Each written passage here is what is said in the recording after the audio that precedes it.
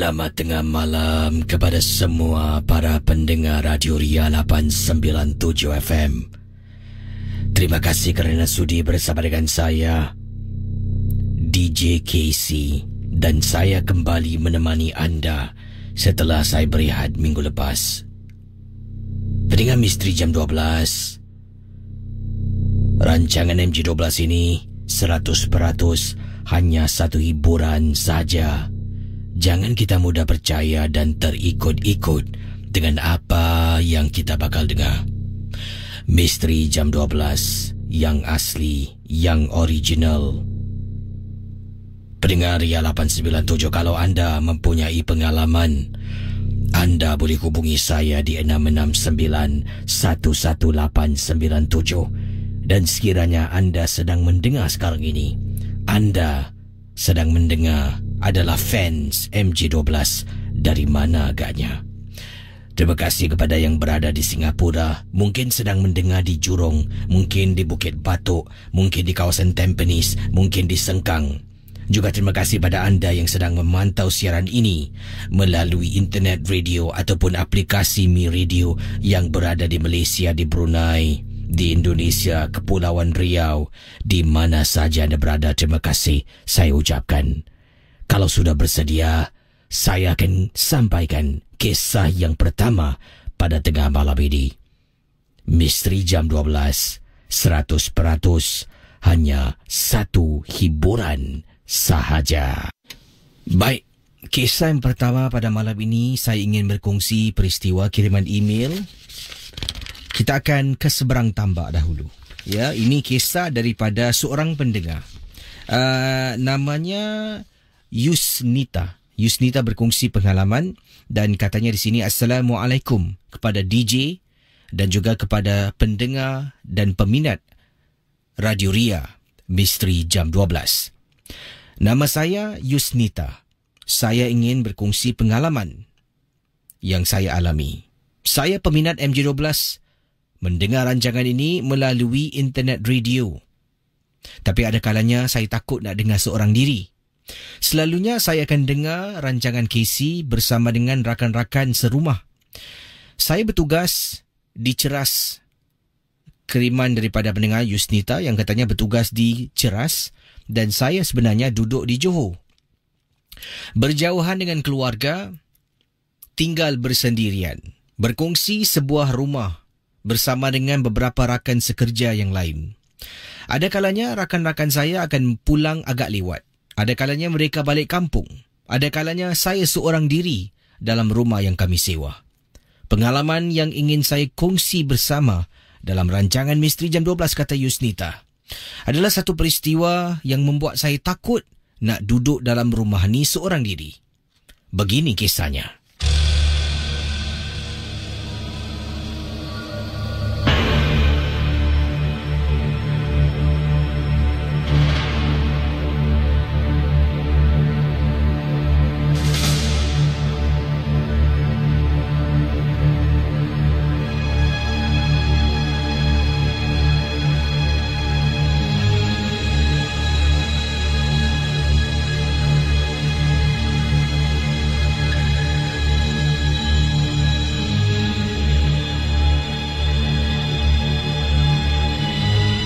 Pendengar Ria 897. Sebenarnya gangguan ni telah pun bermula, katanya Yusnita, apabila saya dan juga 3 orang penyewa rumah tersebut. Saya tak nak sebutkan di mana rumah yang dikatakan oleh Yusnita ini. Mungkin rumah ni dah disewa oleh orang lain. Takut nanti orang lain dengar, tiba-tiba saya pula nanti dipersalahkan. Inilah, ni Radio Singapura cakap Jadi mana tempat tinggalnya saya rahsiakanlah ya. Tapi kata Yusnita, pengalaman ini sebenarnya tanda-tanda gangguan dalam rumah dah pun kelihatan oleh kesemua penghuni dalam rumah yang mereka sewa. Anda bayangkan, bila mereka berempat lah, campur 3 orang sahabatnya lah. Jadi campur Yusnita, 4 orang tinggal dalam satu rumah ni. Mereka sebenarnya 2 adalah rakan di tempat kerja yang sama. Yusnita dan seorang lagi rakan kerja di tempat yang sama. Dan 2 lagi penghuni rumah tersebut sebenarnya adalah rakan kepada rakan Yusnita yang bekerja di tempat yang sama. Jadi mereka ni kenal antara satu sama lain lah. Dan apa yang berlaku ni, bila kami dah pun berpindah, dah tinggal di sana seramai 4 orang KC. Antara gangguan, tanda-tanda dalam rumah tu ada gangguan. Malam-malam hari ketika sedang kita nyenyak tidur, akan terdengar suara televisyen. Ya, televisyen dinyalakan, dihidupkan dengan sendirinya.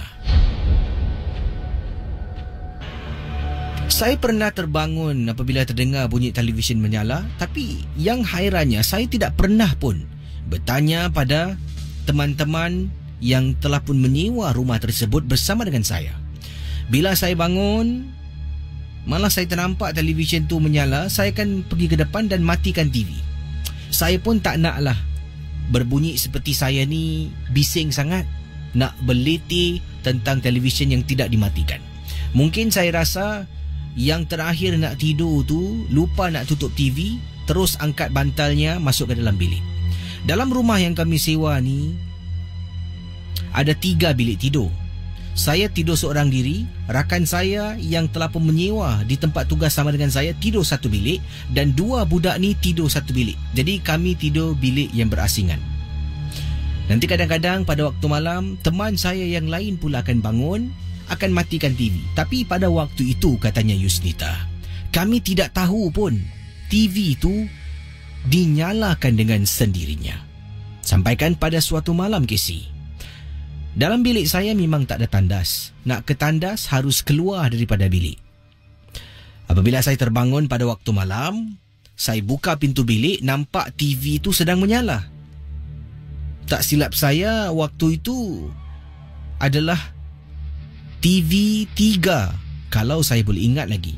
Ada drama yang sedang ditayangkan pada malam yang disebutkan. Saya keluar dari bilik nak ke tandas, ternampak TV menyala. Dekat sofa nampak seorang teman sedang duduk menonton TV. Saya pun pergi tandas, legakan diri, kemudian masuk ke dapur minum air, dan keluar dari dapur nampak TV tu menyala, tapi di depan dah tak ada orang pun. Dalam hati bercakap, ya Allah, lagi tak nak tutup TV, takkanlah susah sangat ni. Jadi saya pun pergi ke depan, matikan televisyen tersebut, katanya Yusnita. Dan saya masuk ke dalam bilik, tutup pintu dan kunci dari dalam, dan terus naik ke atas katil. Pendengar Ria 897, anda bayangkan, apabila saya berada di atas katil, dah mengantuk ni, nak pejamkan mata, kata Yusnita. Tahu-tahu TV yang saya matikan tadi menyala kembali, seperti ada orang buka TV dan nak tonton lagi.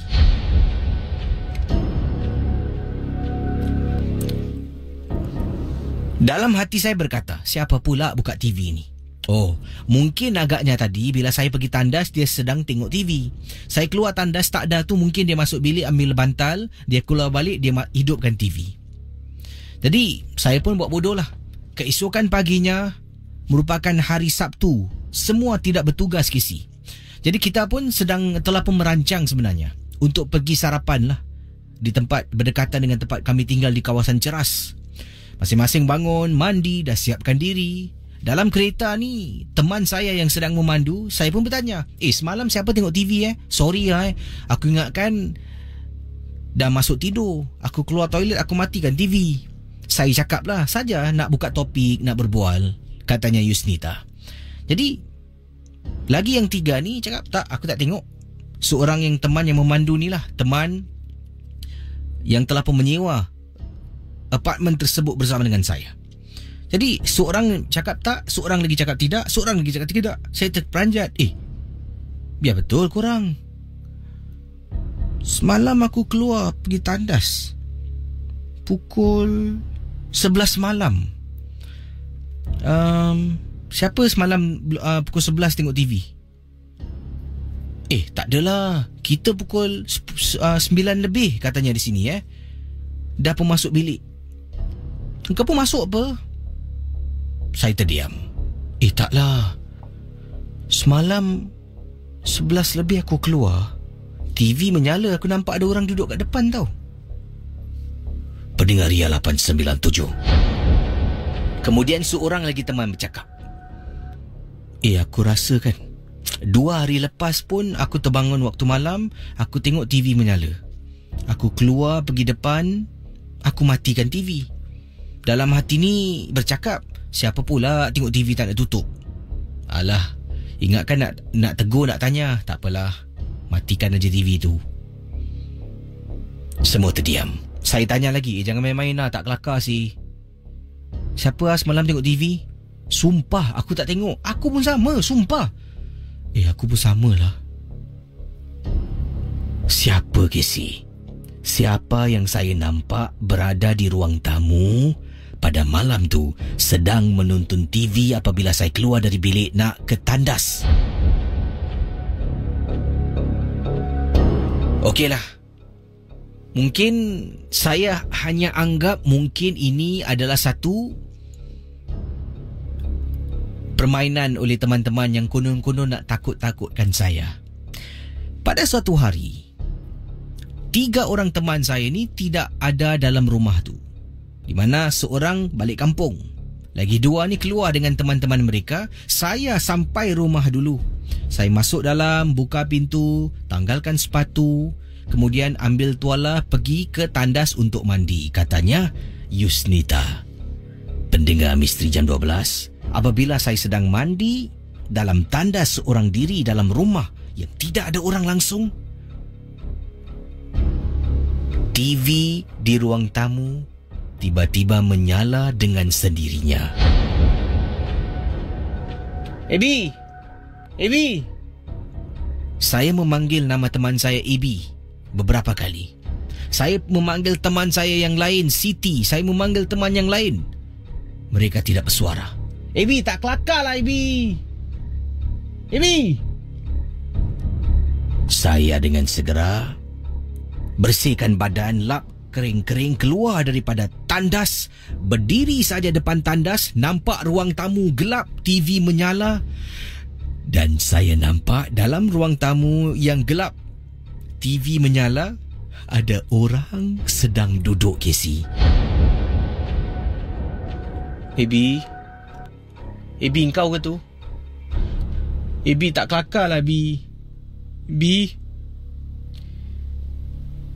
Kata Yusnita, saya tak berani, Casey, nak pergi ke ruang tamu. Saya hanya mampu berdiri dekat dapur dan saya membaca sambil saya pandang ke arah lain. Saya pergi depan. Pada waktu itu, rasa takut makin teruk. Saya buka lampu, matikan TV. Saya dah salin pakaian, saya keluar dari rumah tu dan saya tunggu teman-teman saya untuk pulang bersama dengan saya. Rumah tu telah pun diberi balik, dikasih balik oleh penyewanya. Kami semua telah pun bersepakat untuk pindah ke tempat yang lain. Saya tak tahulah apakah sejarah rumah yang kami sewa, tak pernah pun bertanya dengan jiran. Sebabnya jarang kita jumpa jiran, kita balik pun dah lewat malam. Jadi hanya mampu kekal dalam rumah tu selama lebih kurang 6 bulan. 6 bulan, Casey. Itulah pengalaman yang saya nak kongsi sama. Terima kasih dan selamat tengah malam. Itu kisah daripada Yusnita, pengalaman dari Ceras di Malaysia. Kisah seram tentang rumah yang mungkin ada gangguan. Itulah kadang-kadang bila duduk ramai-ramai ni, nanti kita ingatkan teman kita dan kita akan rasa buruk sangka, fikir bukan-bukan. Mungkin itulah matlamatnya untuk membuat kita bergaduh dengan teman-teman. Nasib baiklah kisah tadi tu yang diceritakan dapat mereka atasi dengan berpindah ke tempat yang lain. Yalah, seram sungguh lah kisah-kisah pada malam ini. Baik, yang ini pengalaman yang diceritakan datangnya daripada ini kita kembali ke Singapura. Kalau tadi di Ceras, Malaysia, yang ini kita kembali dalam rancangan MJ12 di Ria 897. Entah benar ataupun tidak kisah berikut ini, begitulah dengan kisah-kisah yang lain. Kalau sudah bersedia, saya akan sampaikan kisah yang kedua.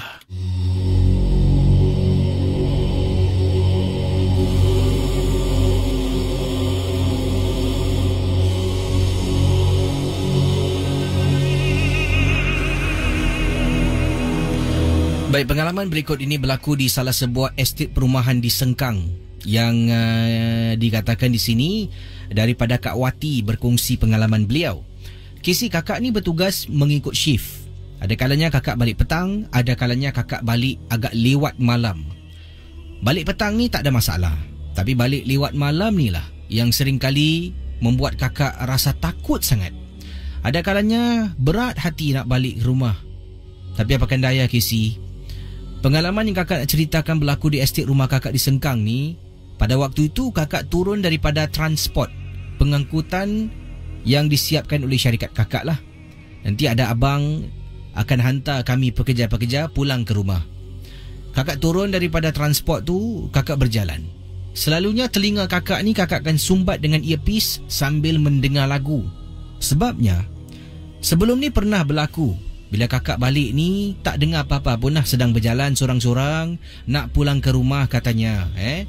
Anda bayangkan, sedang berjalan tahu-tahu telinga ni boleh terdengar pula suara seperti perempuan menangis dekat kolong blok rumah kakak di Sengkang. Boleh terdengar dengan jelas. Dan perkara ini, hal ini berlaku bukan sekali, ada beberapa kali sebenarnya bila kakak kerja balik lewat malam. Oleh kerana itu, mengatasi pengalaman yang menyeramkan ini, kakak sumbat telinga dengan earpiece dan kakak dengar lagu. Tapi itu tidak bermakna kakak tak rasa takut. Bayangkan, Casey, sedang berjalan seorang diri menuju ke arah lift nak pulang ke rumah, rasa macam ada orang ikut dari belakang. Bila jalan, tengah dengar lagu ni, macam siapa pula dekat belakang aku ni? Kakak akan toleh. Biasalah, tak nampak apa-apa pun. Antara perkara yang paling menyeramkan pernah berlaku apabila kakak berada di lift lobby sedang tunggu lift untuk turun ke bawah. Kakak terperasan dekat sebelah celah mata sebelah kiri, di sebalik tembok tepi lift, macam ada orang sedang menjenguk dengan mata terbeliak tengok kakak. Terperasan. Jadi bila kakak toleh untuk tengoklah pandangan yang ada di sebelah kiri, benda tu tiba-tiba lenyap, hilang dari pandangan kakak. Buat bodoh.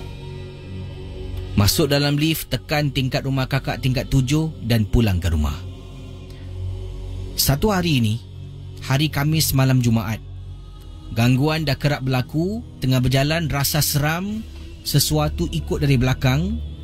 Rasanya macam tu lah. Sampai depan lift, masuk lift dan kakak pun tak indahkan, Kisi.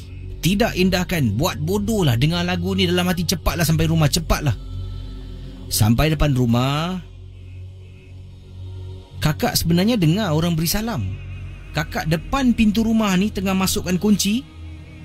Assalamualaikum. Dengar orang beri salam, suara garau. Tak nak tengok, Kisi, buat bodoh.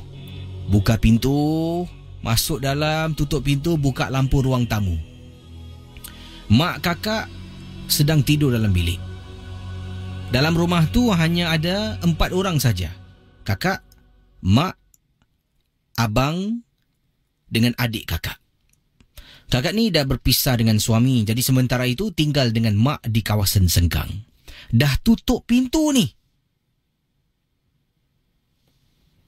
tiba-tiba dengar bunyi sesuatu.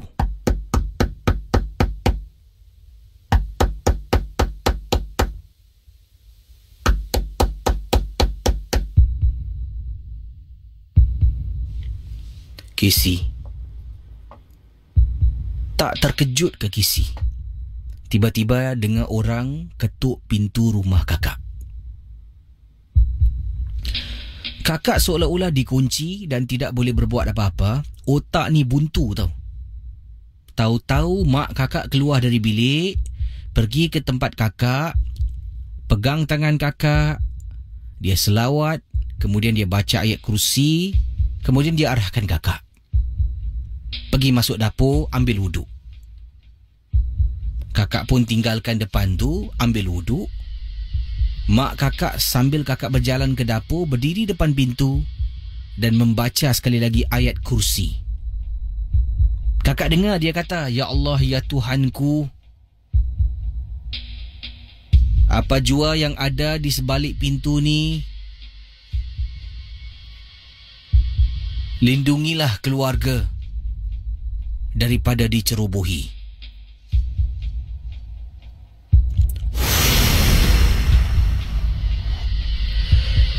Casey, kakak dengar bunyi yang paling menakutkan dalam hidup kakak, Casey.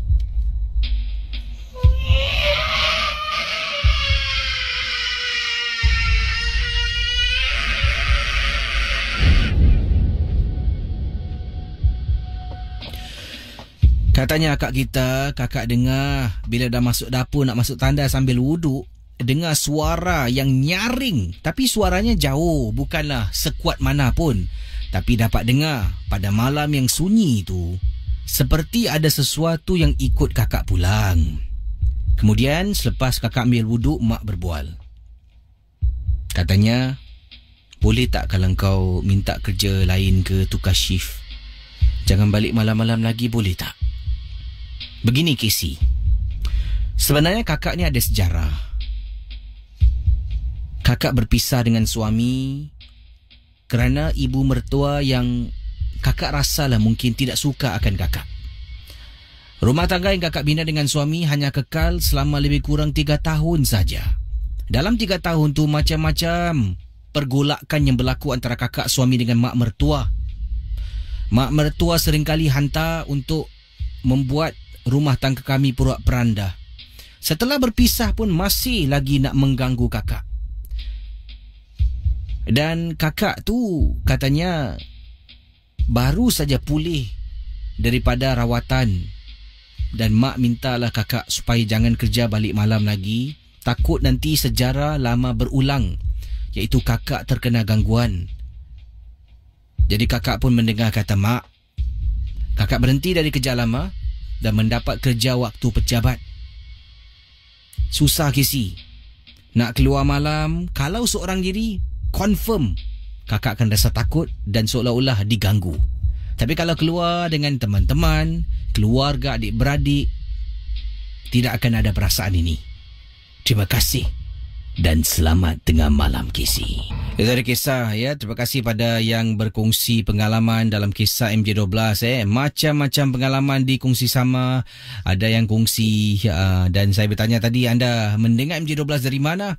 Ada daripada Fatul Irfan, sedang mendengar dari Brunei. Terubat rinduku. Shirin Niza, terima kasih. Azrul Hisham, terima kasih. Siapa lagi? Ini Kulai Jaya Azrul Hisham yang sedang mendengar. Singa Gedeng. Sudah siap untuk mendengar, bro. Faizal Kecempreng dari Hogang Street 22. Hogang. Terima kasih juga pada Muhammad Farid, Azrul Shah, Hayat Muhammad, sedang mendengar dari Jurong Island. Teman-teman di sini katanya Katun Nasi. Betul sebutannya. Kirim salam pada Casey. Waalaikumsalam warahmatullahi. Ada yang kata Zulkifli Said, gambar seram, bro. Itu tak seram, ada lebih seram daripada itu. Ini terima kasih juga pada Misai Loda JB, Kak Nana Sarina, selamat voice, terima kasih sedang mendengar sekarang ini. Dan juga teman Sally Dwi Dian Lestari, Jasli daripada mana ni, regular customer dari KL Ceras. Samalah kisah tadi, Ceras. Baik, yang ini kiriman daripada teman yang kirimkan private message di Facebook Ria 897. Katanya begini, tempoh hari teman saya telefon saya pada waktu malam, dalam keadaan suaranya macam takut dan curiga. Katanya tadi rumahnya diketuk oleh seorang makcik yang datang dan kata haus. Kisah ni pernah Casey kongsi dalam MJ12. Dialami oleh 2 pendengar kalau tak silap saya. Bila teman saya kata macam tu, saya teringat. Dan dia kata makcik tu datang sekitar jam 12 lebih tengah malam. Ketika tu semua ahli keluarga sedang tidur. Teman saya ni sedang sibuklah lungsuri internet. Tiba-tiba dengar orang ketuk pintu. Dia pun tidak fikir bukan-bukan. Dia buka pintu rumah, nampak seorang makcik depan pintu dan dia terperanjat lah. Tanya, "Cik, ada apa?" Dan kemudian makcik tu kata, "Nak, makcik haus, boleh minta air?" Kemudian teman saya kata, Aku rasa pelik pula. Dalam banyak-banyak rumah, makcik ni datang rumah aku minta air. Dan saya tanya apa dia buat. Dia kata, makcik nak air. Makcik haus, boleh minta air. Kemudian makcik ni tanya, kau ni seorang dalam rumah ke nak? Oh tak, saya ada dengan keluarga. Kejap cik saya pun pergi dapur lah. Teman saya ni pergi dapur nak ambil air dalam peti ais. Dia toleh balik, makcik tu dah hilang dari depan pintu. Dan dia rasa takut, dia tutup pintu, dia telefon saya selepas itu dan menceritakan hal ini kepada saya. Dan inilah saya nak berkongsi pada Casey. Terima kasih. Mungkin agaknya dibuat-buat agaknya. Entahlah. Benar atau tidak? MJ12 hanya satu hiburan saja. Itu dah kisah. Kita akan teruskan dengan kisah pengalaman selanjutnya. Yang ini peristiwa yang ingin saya ketengahkan dalam rancangan MJ12. Ini daripada Rita yang berkongsi pengalaman yang beliau tak dapat lupakan. Ini merupakan satu gangguan yang berlakulah. Dipendekkan cerita, kata Rita. Saya pernah ada selisih faham dengan seorang kakak di tempat tugas saya. Dan apa yang berlaku ni, ingatkan matter ni dah rest cakap putih matter rest ingatkan masalah selisih faham dengan seorang kakak ni, kata Rita, di tempat tugas ni dah selesai lah. Sebabnya saya pun dah minta maaf. Memang salah saya, Casey. Saya tak nak sebutkanlah apakah perkara yang membuat kami ni selisih faham. Dan saya pun dah berjumpa dengan kakak tu, sebenarnya dah mohon maaf. Tapi dia ni seolah-olah tak berpuas hati dengan saya dan masih lagi memburuk-burukkan keadaan, bercakap tentang saya dan macam-macam lagi lah yang dilakukan. Sampaikan pada satu hari ni, saya pun datang pada kakak ni. Saya kata, kak, tolonglah kak, saya dah minta maaf. Apa yang kakak nak lagi? Kemudian kakak ni diam tau. Depan teman-temannya saya marah dia. Kakak tolonglah jangan sebarkan lagi fitnah-fitnah ni semua. Saya dah cakap saya salah, saya minta maaf. Kalau kakak masih nak teruskan, saya tak boleh halang sebenarnya. Tapi saya haraplah jangan libatkan nama saya lagi lah. Saya pun angkat kaki jalan. Entah macam mana, 2 hari kemudian dia datang dekat saya. Saya ingatkan dia pun nak minta maaf. Kurang hajar kau Saya terperanjat tau, Casey. Kau marah aku depan kawan-kawan aku. Kau tengoklah nanti. Aku datang. Jangan sampai aku datang depan rumah kau. Saya pun, kakak ni biar betul ni nak serang rumah aku ni. Mana dia dapat tahu saya tinggal mana? Adakah orang bilang saya naik kuarti, Casey? Saya tanya teman-teman yang lain, kakak ni tahu ke mana saya tinggal? Tak ada orang pun dapat berikan jawapan. Jadi saya pulang macam biasa, pulang ke rumah. Saya ni tinggal bersama dengan ibu saya. Kami tinggal serumah. Suami saya tidak ada di Singapura. Waktu itu suami saya berada outstation, bertugas di luar negara. Maklumlah suami saya ni adalah seorang ahli anggota tentera. Dikerahkan untuk berada di luar Singapura menjalani latihan. Saya tinggal bersama dengan ibu saya. Hanya kami berdua dalam rumah. Jadi apa yang berlaku? Malam tu ibu saya ni macam dapat firasat ke tak tahulah. Tahu-tahu dia datang dekat bilik saya. Dia kata, kau kalau nak tidur dalam bilik mak, tidur dengan mak kau cakap mak tak kisah. Pelik pula. Kenapa pula dia macam ni sekali Tak pernah tau ditanya macam tu. Saya pun kata pada ibu saya lah, oh tak ada apa-apalah, nanti orang tidur sini je lah. Masuk bilik, dah pun tidur. Saya ni pusing kiri, pusing kanan, tak boleh lelapkan mata, Casey. Tahu-tahu saya terperasan dekat tingkap bilik saya ni macam ada benda putih tu. Saya perhatikan dan tengok betul-betul. Ya Allah, Casey, bentuknya macam makhluk pocong sedang terapung-apung dekat tingkap, dengan wajah yang berkafan, sedang memerhatikan saya dan tengok saya. Saya pusingkan badan dan meremang bulu roma. Kemudian saya bersuara, Ibu! Ibu! saya panggil ibu saya beberapa kali. Ibu saya pun mendengar panggilan, keluar dari bilik, pergi ke bilik saya. Buka lampu, saya angkat bantal, saya keluar dari bilik. Kenapa ni? Saya pusing belakang tengok tingkap, dah tak ada benda tu, Casey. Malam tu, dan beberapa malam sebenarnya, saya tidur bersama dengan ibu saya sebilik. Bilik saya langsung saya tak berani, Casey. Sebab penampakan tu membuat saya takut sangat-sangat. Saya teringat kembali pesanan kakak yang tak puas hati dengan saya. Nak datang rumah. Mungkin agaknya lah. Entahlah, Casey, saya pun tak ada bukti. Tapi saya rasa itu mungkin kerja dia. Sampai gitu sekali, Casey.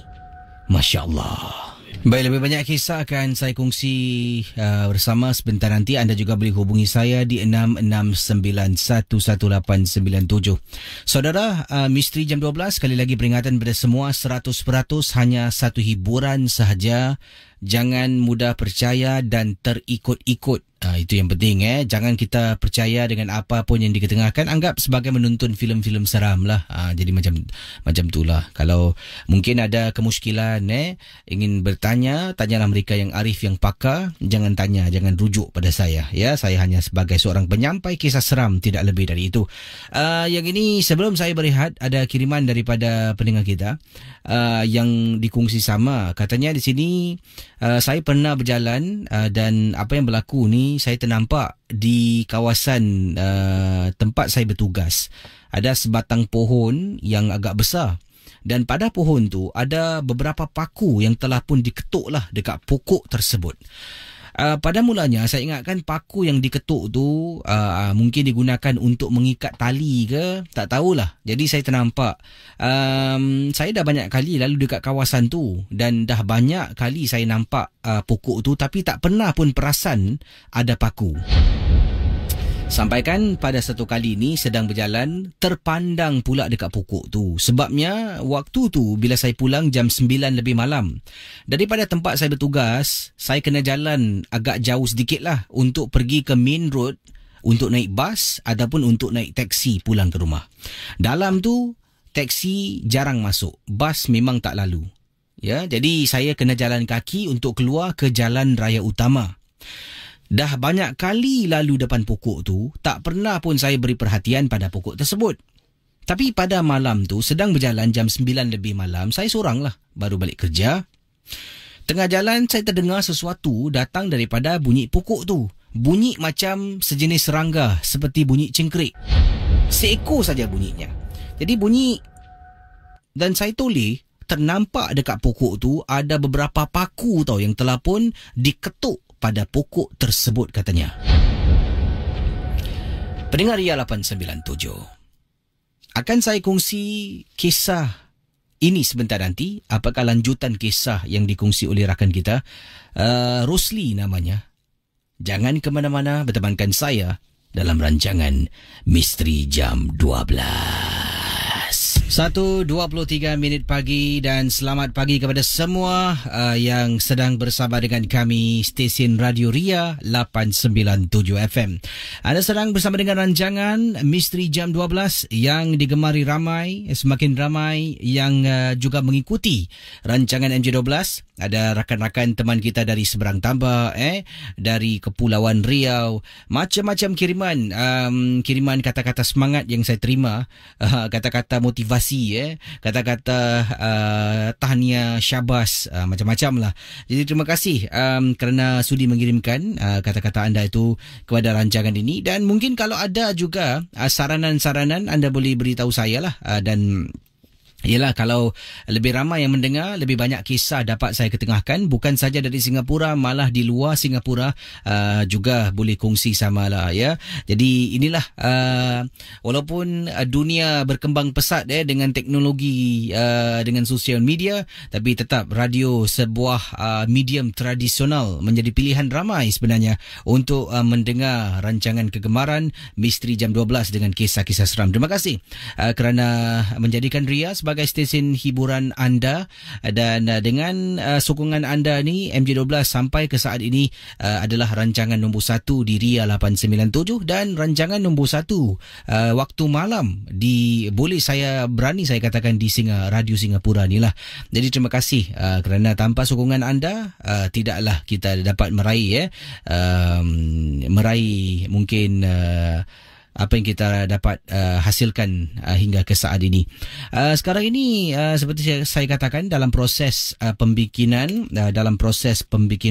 DVD MJ12, dan kalau berjaya dihasilkan dalam masa terdekat ini, dengan lupa untuk dapatkan yang original lah, jangan belilah yang cetak rumpak, sokonglah, sebabnya kalau anda beli yang cetak rumpak susah untuk kita hasilkan. Dan tahun lepas ramai telah pun mendapatkan, ataupun 2 tahun yang lalu lah, mendapatkan DVD MJ12 Chronic. Itu yang pertama tu. Dan walaupun ramai yang beli yang asli, ada juga yang membeli yang tak asli lah, di seberang tu dicetak rumpak. Jadi sama-sama lah kita sokong ya, sebabnya Singapura ni kecil, produknya pun tak seberapa. Jadi kalau nak dapat keuntungan balik untuk kita hasilkan satu lagi DVD ni agak payau sedikit lah. Jadi harap-harap dapatlah membantu. Dan juga sekarang ini telah pun nampaknya lah daripada kiriman-kiriman email dan dengan juga rakan kita dari seberang tambak ni, akan MJ12 ke seberang tambak. Nanti akan saya beritahu anda lah cara lebih terperinci lagi lah bagaimana boleh mendengar MJ12 di seberang tambak, khususnya dengan rakan kita dari seberang yang sudi mendapatkan rancangan MJ12 untuk disajikan kepada pendengar-pendengar di Malaysia khususnya. Ini adalah tapak permulaan. Jadi kalau ada pendengar-pendengar dari seberang ni dapat mungkin menyokong produk MJ12 ni, lebih baiklah. Dan daripada kecil kita mungkin boleh melakukan langkah yang lebih besar, tapi ini langkah yang kecil dahulu. Kata orang ni baby step lah. Baik, waktu sekarang 1.27 minit pagi. Selamat pagi pada semua geng-geng momok, dan macam-macam kisah saya terima setiap hari. Pelbagai pengalaman, ada yang menyeramkan, ada juga pengalaman yang menyedihkan lah. Tentang sihir-sihir ni memang cukup sedih sangat-sangat.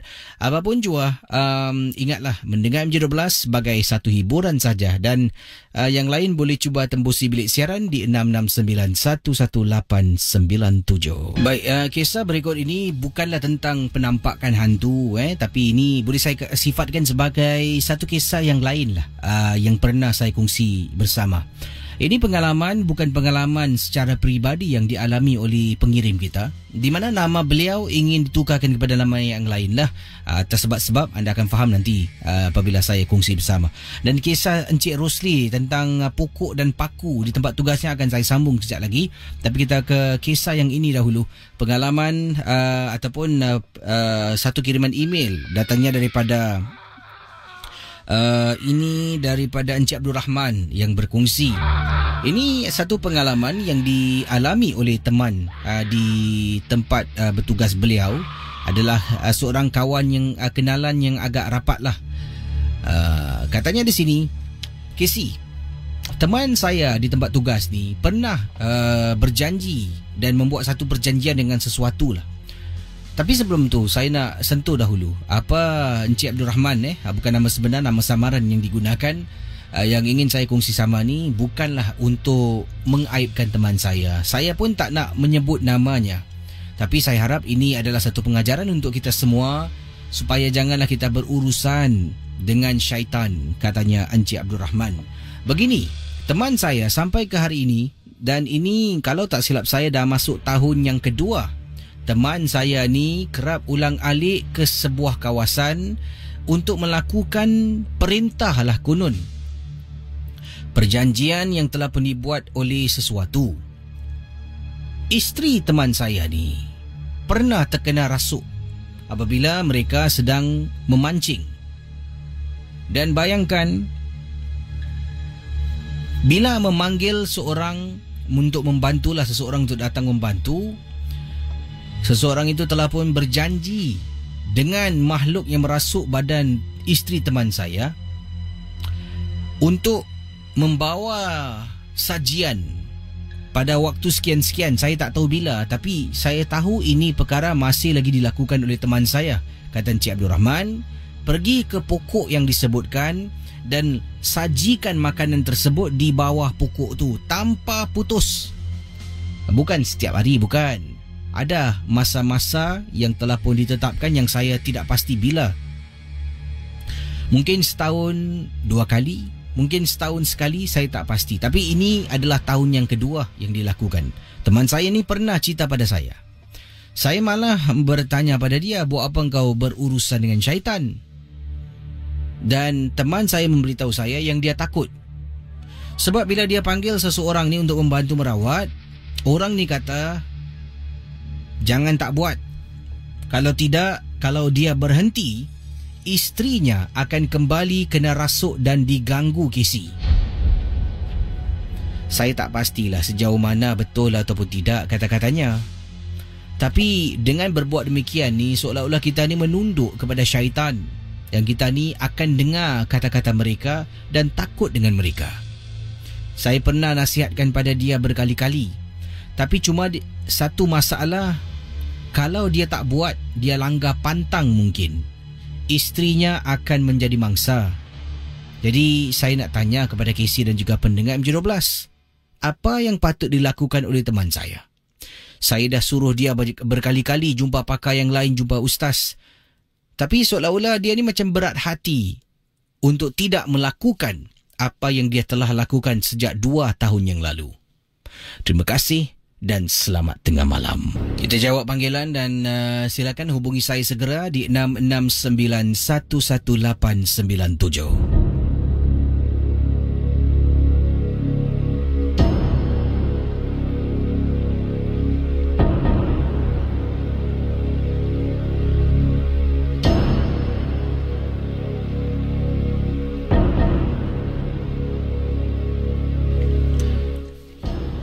Hello, selamat pagi. Assalamualaikum Casey. Maaf kalau saya mengganggu. Ya, Waalaikumsalam. Siapa ni? Saya Muhyiddin Casey. Pernah telefon dulu. Silakan. Dan hari ni saya telefon bukan nak on air lah. Tapi saya nak minta Casey boleh kasih saya nombor telefon pakar sesiapa yang boleh membantu saya. Sebentar ya. Lah, sebentar ya. Baik saudara, sementara saya nantikan panggilan anda, kita sambung kisah Encik Rosli tentang kisah pokok dan juga pokok itu kelihatan seperti ada paku yang telah pun diketuk lah, beberapa paku yang dikesan oleh Encik Rosli ketika dia pulang dari tempat tugas. Kita imbas kembali tempat tugas Encik Rosli ni daripada kawasan dalam tempat tugas beliau. Nak keluar, kata Encik Rosli harus jalan agak jauh lah, sebabnya menuju ke arah jalan raya utama, di mana di jalan raya utama di kawasan luar tempat tugasnya itulah senang untuk dapat teksi dan juga di situlah tempat bas lalu. Dalam tu memang tak ada bas dan dalam jarang teksi masuk. Encik Rosli sering kali pulang bertugas jam 9 lebih malam, akan berjalan seorang diri daripada tempat yang beliau bertugas. Dan dah banyak kali kata Encik Rosli lah, saya lalu di depan sebatang pohon ni, dan pada satu hari ketika dia lalu depan sebatang pohon, dia terdengar bunyi cingkrik lah, seekor cingkrik yang yang telah pun memanggil beliau ni supaya untuk toleh dan tengok ke arah pokok dengan lebih teliti lagi. Jadi sedang berjalan, dia dengar bunyi cingkrik, dia berhenti seketika, dia toleh dan dia perhatikan betul-betul, baru dia terperasan dekat pokok di mana dia berdiri di tepinya tu kelihatan ada beberapa paku yang telah pun diketuk. Jadi pada mulanya saya tidak fikirkan, kata Encik Rosli, itu mungkin berkaitan dengan benda-benda misteri lah. Tapi saya ingatkan paku-paku yang diketuk tu adalah mungkin ada orang yang nak gantung, nak ikat sesuatu pada pokok tu lah, yang saya pun tak tahu sebenarnya apa. Sedang saya berjalan lagi sikit, saya toleh ke belakang lagi, terperanjat Casey. Pokok tu agak besar dan tinggi. Bila saya nampak paku, kali kedua saya toleh dan tengok, di belakang pokok tu, kata Encik Rosli, kelihatan seperti ada macam orang letak tempat sembayang, dan juga ada berhala kecil dan ada benda-benda yang lain yang diletakkan di belakang. Yang menjadi saya tanda tanya ni, apabila di belakang pokok tu selain daripada berhala, ada benda kecil, ada juga diletakkan makanan-makanan di sana, dan saya ternampak seekor anjing hitam di belakang pokok tu. Anjing hitam tu dalam keadaan duduk tapi sedang menunduk betul-betul dekat belakang pokok yang saya katakan saya nampak ketika saya pulang dari tempat tugas.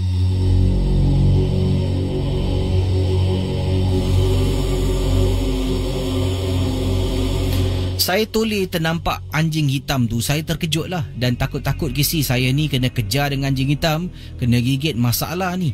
Jadi saya pun mempercepatkan sedikit langkah saya. Anjing hitam tu masih lagi dalam keadaan duduk sambil menunduk dekat belakang pohon yang disebutkan. Dan pendengar Ria 897. Pada satu hari ini, saya tergerak hati nak berbual dengan seorang pakcik security lah yang bertugas tempat saya bertugas ni.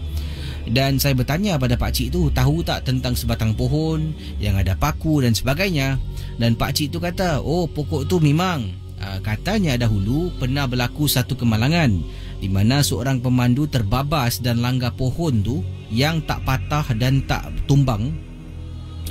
Penumpang yang memandu mati di tempat kejadian kerana kenderaan yang dipandu tu agak laju dan remuk. Bila dikejarkan ke hospital tu tidak lagi dapat diselamatkan lah.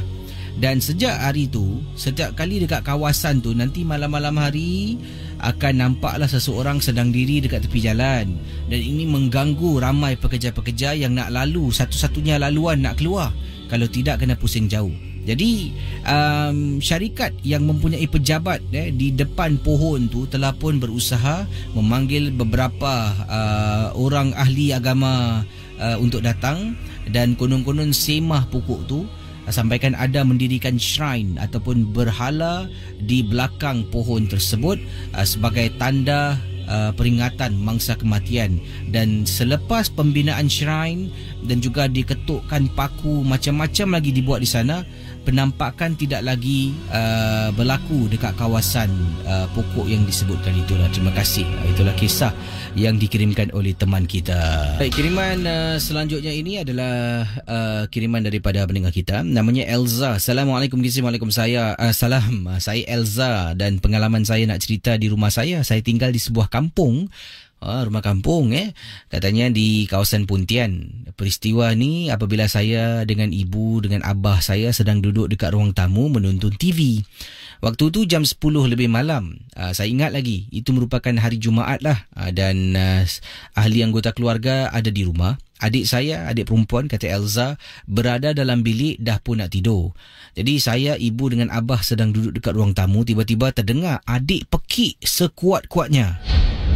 Apalagi kami bertiga pun lalu ke bilik adik lah yang sedang tidur dalam biliknya bila kedengaran bunyi pekikan tersebut. Tolak pintu, adik saya dalam bilik tu di atas katil sedang duduk sambil menangis. Seluruh anggotanya terketar-ketar seolah-olah dalam keadaan ketakutan. Kemudian abah saya pergi ke adik dan menyuruh saya ni pergi ke dapur untuk ambil segelas air lah.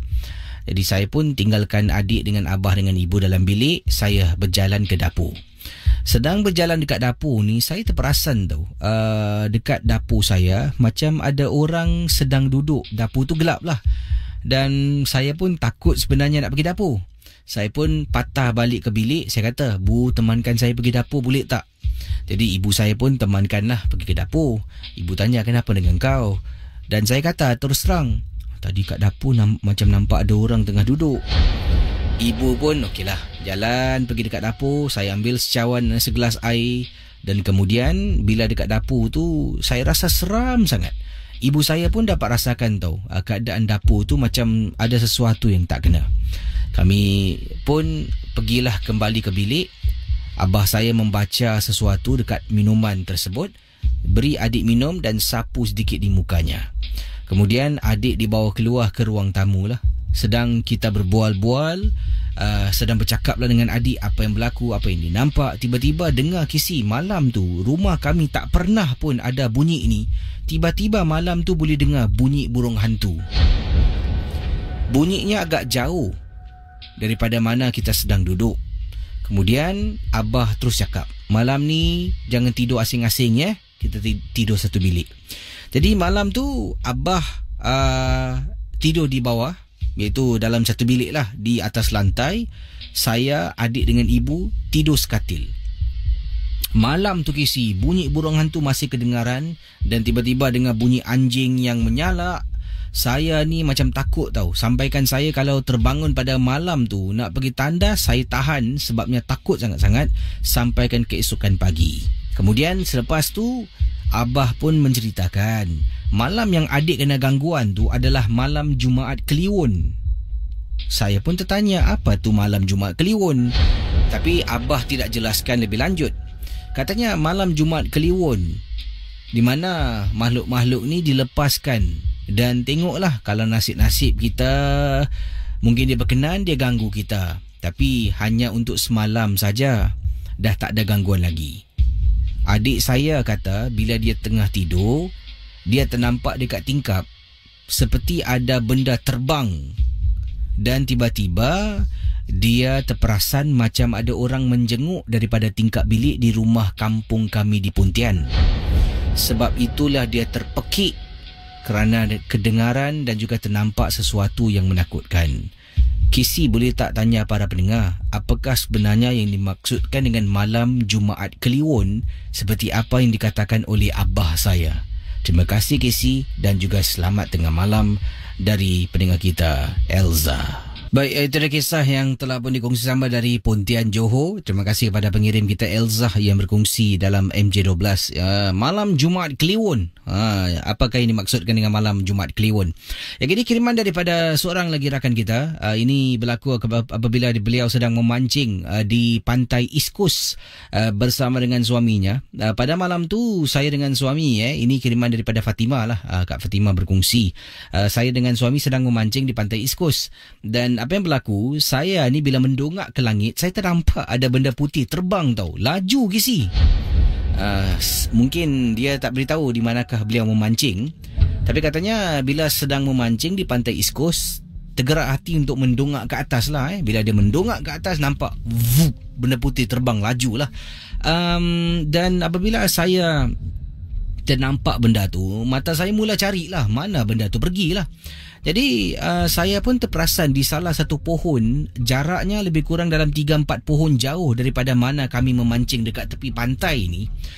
Ternampak macam ada kain putih tau yang tersangkut pada pohon tersebut. Saya ingatkan ada orang bermain layang-layang ke tersangkut, ataupun ada kain lah yang mungkin tergantung dekat pohon tu. Saya pun buat bodoh lah. Tapi entah macam mana, sepanjang malam bila memancing tu, setiap kali kadang-kadang tengah berbual, saya pusing tengok lagi pokok tu, pusing tengok lagi pokok tu. Dan akhirnya suami saya ni dapat kesan apa yang saya buat. Suami tanya, awak ni dari tadi asyik tengok belakang, apa awak tengok ni? Tanya suami pada saya. Saya kata, tak adalah bang, saya tengok pokok tu, kain putih tu tergantung seram pula tengok. Kemudian suami pun cakap, awak ni menegur sembarang. Tak tegur lah bang, tu kain putih, memang ada kain. Cuma, yelah, kita kan dekat tepi laut, kata saya pada suami lah. Bila nampak kain putih tersangkut dekat pokok tu, mesti fikir yang bukan-bukan. Jadi, saya ingatkan, saya betul-betul nampak kain putih tau Casey. Jadi, contoh beliau ingatkan ni, confirm ada kain yang tergantung tu sebab dia nampak dengan jelas dengan matanya. Suami toleh. Suami tanya, pokok mana? Tu. Saya tunjuk. Mana ada? Okey, abang ikut pokok ni 1, 2, 3, 4, 5 tu. Tu pokok ni. Suami diam. Nampak tak bang? Seram kan? Siapalah punya kain tergantung kat situ? Kemudian suami panggil saya dekat sikit. Abang nak cakap dengan kau, jangan tega-tega lagi boleh? Apa bang? Nanti abang balik, abang cerita ya. Kita terus memancing dan setiap kali saya nak toleh, suami akan marah. Saya dah tak berani nak toleh. Dipendekkan cerita, katanya Puan Fatimah bila pulang tu, dalam memandu tu nak pulang ke rumah, suami ceritakan, awak ni benar-benar ya nampak kain putih kan? Dekat pokok yang nombor 5 awak tunjuk tu kan? Ya bang. Saya betul cakap, saya bukan nak takutkan awak, tapi saya tak nampak apa-apa pun. Saya terdiam. Bang jangan main-main lah bang. Betul. Awak tunjuk saya tak nampak apa-apa pun. Ini bermakna yang nampak tu Casey, hanya saya seorang saja yang nampak pokok tu ada kain putih berkibaran Casey. Adakah yang saya nampak tu ... Entahlah. Tapi Casey betul. Bila suami terangkan macam tu, saya pun naik seram dan saya telah pun berjanji pada diri saya, lain kali kalau nampak benda-benda yang mencurigakan, saya tak nak lagi menegur. Nasib baiklah suami saya ni mengawal mulut saya supaya tidak lagi terus bercakap tentang benda tu. Takut-takut dia ikut saya pulang ke rumah. Terima kasih dan selamat tengah malam. Ada kata di sini Casey, dekat tepi laut tu hati-hati. Nampak kadang-kadang pada waktu malam nampak macam-macam benda bila saya memancing. Ini kiriman daripada siapa lagi tadi ni? Ini dia. Ini daripada Encik Fan. Encik Fan kata bila memancing waktu malam ni macam-macam saya nampak. Nak bila saya keluar memancing seorang diri. Saya ni memang fanatik memancing lah. Ada kalanya isteri dengan anak-anak ikut, ada kalanya saya dengan teman-teman, dan ada kalanya saya seorang diri. Kadang-kadang sedang memancing seorang diri ni nanti nampak dari jauh tau Casey, seperti seolah-olah air tu berkocak, macam ada seekor ikan besar yang naik ke permukaan air untuk mungkin bernafas dan turun balik.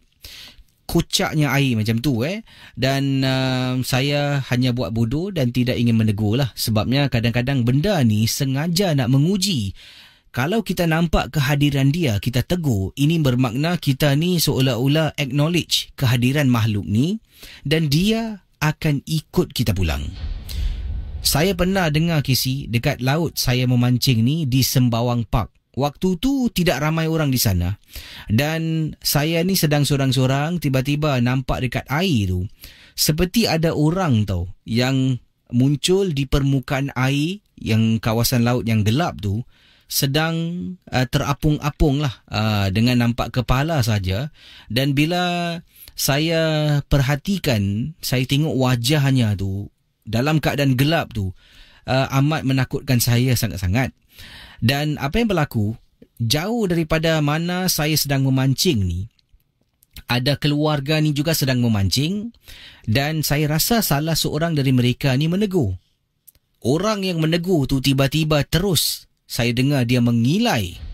Dari mana saya sedang memancing seorang diri, saya dapat dengar jelas sangat-sangat dia terus mungkin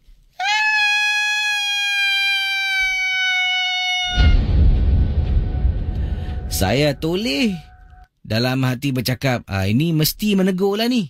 Siapa suruh tegur? Baik saudara, kita akan buka talian sebentar nanti. Silakan 66911897. Yang ini kisah yang ingin saya sentuh ni. Ini berlaku di luar Singapura. Ini ketika keluarga pergi bercuti di salah sebuah resort yang cukup terkenal di Malaysia. Itu yang boleh saya katakan lah. Saya tak nak sebut apakah nama resortnya. Jadi dalam bilik resort ni, yang duduk dalam bilik resort ni 4 orang. Ya, 4 orang. Jadi anak beranak lah, ibu, ayah dengan 2 anaknya. Anak saya seorang ni, anak lelaki saya, suka sangat takut-takutkan adik dia. Nanti ada kalanya dia dalam bilik tu sorang-sorang, saya dengan suami ni tak ada dalam bilik, adiknya tengah tidur kah, nanti dia akan pergi dekat belakang langsir. Dia akan kunun-kunun pusing-pusing-pusing, membuat dirinya macam berbungkus. Adiknya akan terpekik ketakutan bila menampak susuk tubuh di belakang langsir, iaitu abang dia yang menakut-nakutkan adik. Satu hari ni, kita dah pergi resort yang sama beberapa kali lah. Tempat ni tempat keluarga saya gemari. Apa yang berlaku, anak saya yang suka kacau adiknya ni naik ke atas untuk temankan adiknya nak pergi tandas. Jadi adiknya pun masuk ke dalam tandas, abangnya duduk dekat luar. Kemudian abangnya cuba buat stun untuk menakutkan adiknya lah. Anda bayangkan ini berlaku pada waktu malam. Saya dengan suami ni berada dekat kawasan kafe tepi swimming pool, kolam renang resort tersebut, dengan suami sedang duduk makan, dan abang temankan adik untuk naik atas nak buang air sebab sakit perut. Jadi abangnya pun buat stand yang sama, sembunyi belakang langsir, bungkuskan dirinya. Konon-konon macam pocong. Ini yang diceritakan. Adiknya dah memang tahu sangat, kalau keluar tandas mesti akan ditakut-takutkan oleh abangnya. Adiknya habis keluar tandas, nampak abang sedang berbungkus. Adik perlahan-lahan Casey. Adiknya perlahan-lahan keluar daripada bilik, buka pintu, tutup pintu perlahan-lahan, turun ke bawah seorang diri. Sampai bawah saya tanya, mana abang? Anak saya beritahu, Mami tahu tak? Tadi orang keluar toilet, dah tahu dah mesti abang nak takutkan orang. Orang nampak abang dekat belakang langsir tengah bungkus. Orang keluar turun bawah pelan-pelan. Dia tak tahu orang dah keluar. Kisilat beberapa minit, anak saya turun bawah, termengah-mengah. Marah adik dia. Kau ni bodoh lah. Keluar tak bilang orang. Dia marah tau. Dan kemudian saya dengan suami marah dia. Jangan marah adik. Boleh rasa dia termengah-mengah lagi. Bila saya dengan suami tanya, akhirnya dia cakap, tadi bila berada di atas, dia ingatkan adiknya masih ada dalam bilik. Dia tunggu lama betul adik aku tak keluar-keluar ni. Jadi dia pun pusingkan sedikit badannya untuk buka celah langsir tu untuk tengok. Apabila dia tarik langsir tu, dia nampak adiknya sedang duduk dekat hujung katil. Dan dia buat suara takut-takutkan adiknya. Mungkin macam itulah ya. Pendengar Ria 897, kan dia kata dia sembunyi tepi tingkap, langsir berbungkus. Apabila dia sedang buat bunyi-bunyi takut, dia tutup balik, dia pusing-pusing perlahan-lahan untuk takutkan adik. Dia terpandang pula dekat belakang tu tingkap, di mana dia nampak adik dia sedang jalan dekat bawah menuju ke arah kafe di tepi kolam renang untuk berjumpa dengan saya dengan suami. Dari situ baru dia perasan yang dalam bilik tu dekat ujung katil yang duduk bukan adik dia, Casey. Anak saya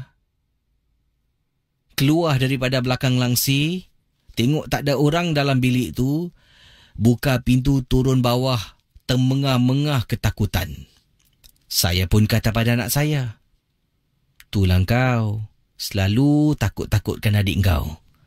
Padan muka kau dah kena. Itu dia kisah. Terima kasih cukup menarik sangat-sangat pengalaman tadi itulah. Tolong janganlah berbuat macam tu mengganggu adik anda, takut-takutkan adik anda. Kena. Baru tahu langit tu tinggi ke rendah ya tuan-tuan dan puan-puan. Okeylah, terima kasih pada anda yang sudi bersama dengan saya setiap malam. Saya harus akhiri tugas saya, mohon maaf. Malam ni nampaknya tidak banyak panggilan dapat saya jawab. Esok saya akan beri peluang pada anda untuk bercerita. Mungkin boleh hubungi saya lah, lebih banyak pengalaman akan dikongsi sama. Dan dengan ini saya akhiri tugas. Jumpa anda dalam Geng Burung Hantu. Selamat malam, dan yang sedang bertugas selamat menjalankan tugas. Terus bersama Ria Insomnia. Ada komen tak tentang kisah abang yang suka takut-takutkan adik tu?